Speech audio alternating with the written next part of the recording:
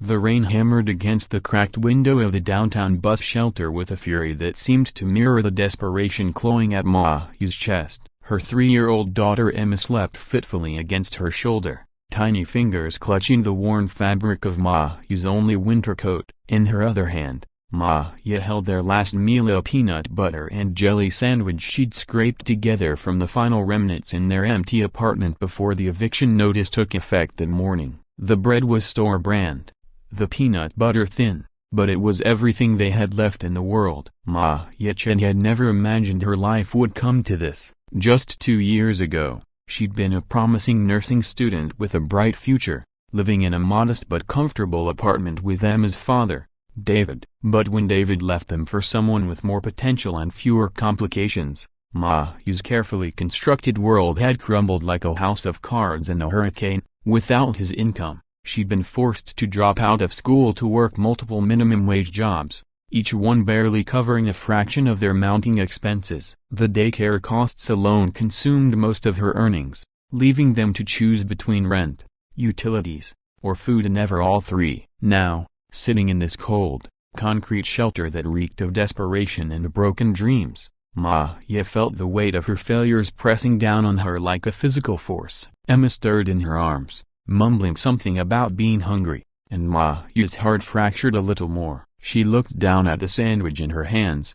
knowing it should go to Emma, but also knowing that one sandwich wouldn't be enough for either of them. They needed a miracle, and Ma had stopped believing in those months ago. The shelter door creaked open, letting in a gust of icy wind and a small figure that made Ma's breath catch in her throat. A boy, no more than 6 years old, stumbled inside wearing clothes that had clearly been expensive once but were now soaked through and mud-stained. His dark hair was plastered to his head, and his lips had taken on a bluish tinge that Ma recognized from her nursing classes at the beginning stages of hypothermia. But it was his eyes that stopped her, cold, wide, terrified, and utterly alone.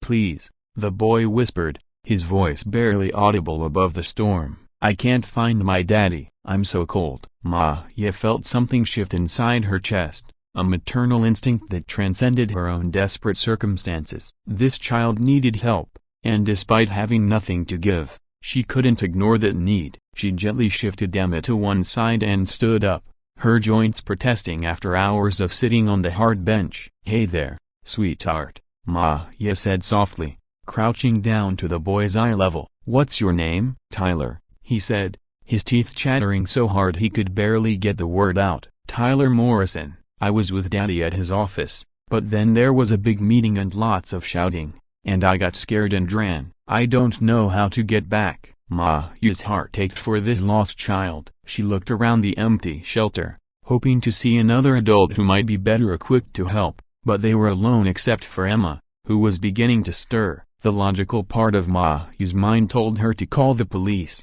to let the authorities handle this. But the storm was getting worse, and this child was clearly in immediate danger. "Okay, Tyler," Ma said, shrugging off her coat and wrapping it around the boy's small shoulders. "Let's get you warmed up first, and then we'll figure out how to find your daddy." The coat swallowed Tyler's tiny frame, but Ma could see some color returning to his cheeks. Emma was awake now, looking curiously at their new companion with the innocent acceptance that only small children possess. "Mama, who's that?" Emma asked, rubbing her eyes. "This is Tyler, baby. He's lost and cold, so we're going to help him, okay?" Emma nodded solemnly, then looked at Tyler with the kind of pure compassion that adults spend lifetimes trying to rediscover. "Are you hungry?" "Mama has a sandwich." Ma's throat tightened. The sandwich of their last meal, the only thing standing between them and complete destitution. She looked at Tyler, who was trying so hard to be brave despite his obvious fear and hunger, and then at Emma, whose own stomach had been growling for hours. In that moment, Ma understood something fundamental about herself and about humanity. Kindness wasn't about having excess to give, it was about giving what you couldn't afford to lose. It was about choosing love over logic, hope over despair, and connection over self-preservation. "Tyler," Ma said gently, unwrapping the sandwich. "When did you last eat?" "I don't know," Tyler said quietly. "Daddy was supposed to take me to lunch, but then the meeting started. and there were so many angry people. Ma's decision was made. She tore the sandwich in half and handed one piece to Tyler. "Here you go, sweetheart. Emma and I can share the other half." "But Mama," Emma protested, understanding instinctively that this meant less food for them. "You said that was for us." She knelt down and looked into her daughter's eyes, seeing a wisdom there that broke her heart and made her proud at the same time. "Sometimes, baby, the most important thing we can do is take care of someone who needs help more than we do. Tyler is scared and alone and hungry. What do you think we should do?" Emma considered this with the seriousness of a much older child, then nodded and broke her half of the sandwich into 2 smaller pieces. "Tyler can have some of mine too." As Tyler ate gratefully, Ma felt a warmth spread through her chest that had nothing to do with temperature and everything to do with the realization that, despite everything they'd lost, she and Emma still had their humanity intact. They still had their capacity for compassion, their ability to see beyond their own suffering to the needs of others. "Thank you," Tyler said between bites, and Ma could see tears mixing with the rainwater on his cheeks. "You're really nice. I wish my daddy was here. He would want to thank you too." Ma smiled, brushing a strand of wet hair from Tyler's forehead. "I'm sure he's looking for you right now, honey." Parents never stop looking for their children. For the next 2 hours, Ma did everything she could to keep both children warm and calm while they waited for the storm to pass. She told stories, played simple games, and shared what little warmth they had. Tyler gradually opened up about his life, how his daddy worked all the time but always made sure Tyler knew he was loved, how his mommy had died when he was little, how he sometimes felt lonely in their big house but tried to be brave because that's what his daddy needed him to be. As Tyler talked, Ma began to piece together a picture of a child whose material needs were met but who craved the same thing Emma did: security, attention, and unconditional love. Despite their vastly different circumstances, both children were dealing with the fundamental challenges of growing up with only one parent, of trying to understand an adult world that often seemed chaotic and frightening. Just as the storm began to subside, Ma heard the sound of multiple vehicles pulling up outside the shelter. Through the rain-streaked window, she could see police cars, a black SUV, and several men in expensive suits running toward the building. The shelter door burst open, and a man Ma immediately recognized as Tyler's father rushed inside. He was tall, impeccably dressed despite the weather, with the kind of commanding presence that spoke of success and authority.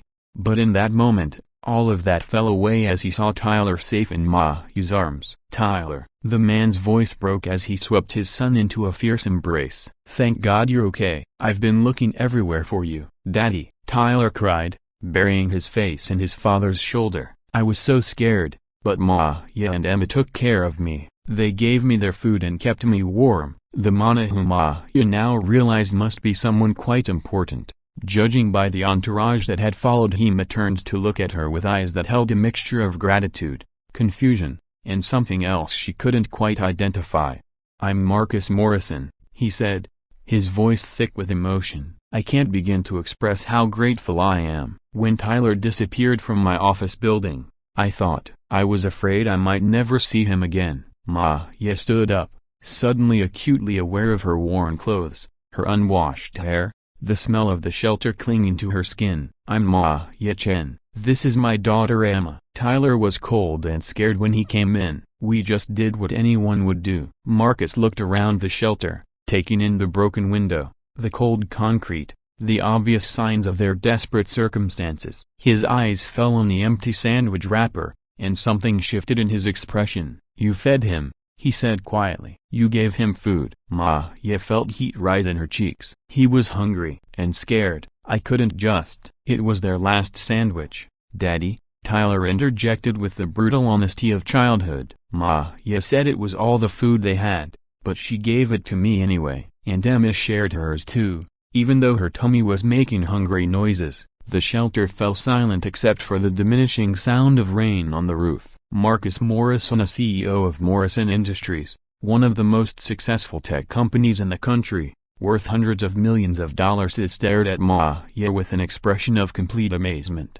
"You gave away your last meal," he said, his voice barely above a whisper. To a stranger's child. Ma-ya shrugged, uncomfortable with the intensity of his gaze. He's just a little boy. He needed help. Marcus was quiet for a long moment, looking between Ma-ya and Emma and Tyler, who was still clinging to his father's hand. When he spoke again, his voice was different, warmer, more human. I need to hear the whole story, he said. Would you let me take you and Emma somewhere warm and dry, somewhere we can talk properly? Ma-ya hesitated. Despite his obvious wealth and status, Marcus seemed genuine in his gratitude, but she'd learned to be wary of promises from people who lived in different worlds than hers.